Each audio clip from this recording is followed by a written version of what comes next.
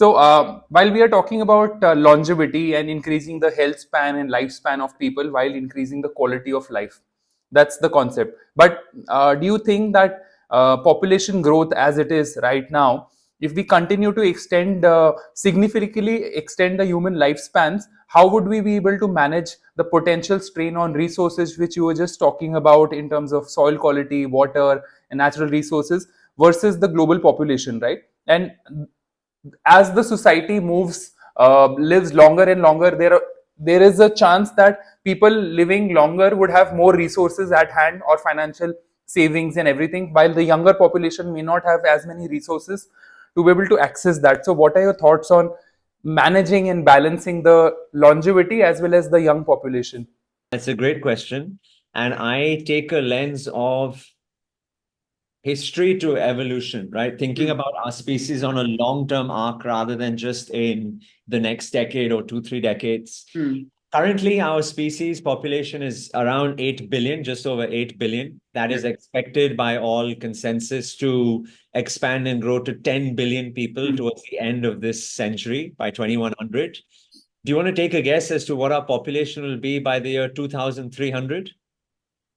I think population is a declining trend as of now, so it might just half, or if not half, maybe 60% of what we are pushing. So just Much 5 lower. billion. By 2300, there will only be 2 billion human beings. Oh my God, really? Yeah, yeah. Because of the replacement rate has almost been saturated even in the developed countries, including India. We are now already approaching a point where the fertility rate has, in fact, this year, the fertility rate dropped below the replacement rate. The average number of Indian families are having less than 2 children, right? The replacement rate is 2.1. I think we just dropped below 2, and in the next 2 decades, it'll drop to 1.7, right?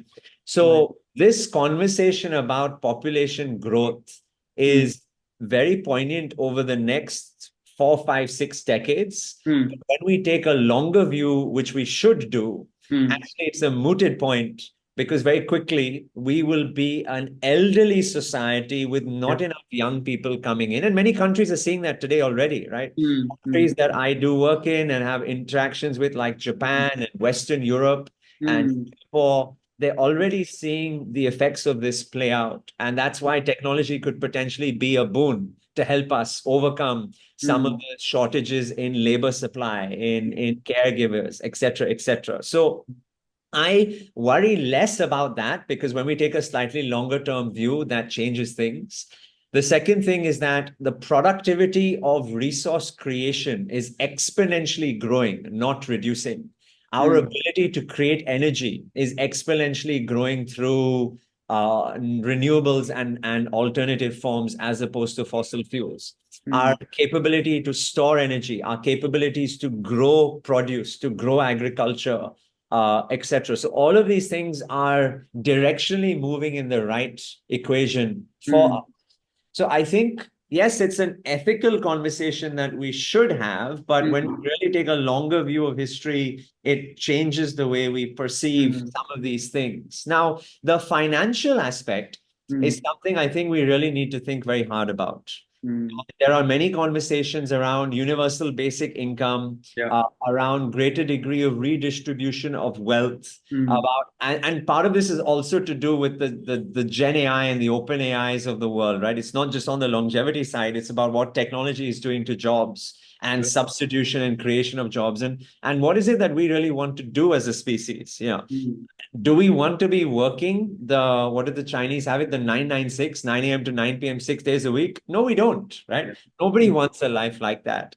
So if we want to achieve a life which is more harmonious, which is more creative, which is a life worth living, then why can't we continue to invest in greater health, technology, which frees up people's times? We have to address the inequalities and the issues around finances. But as I said, that's something for society and politics and folks who are way above my pay grade to come together and try and solve. I'm just focused on the little thing that I can try and do today. Yeah.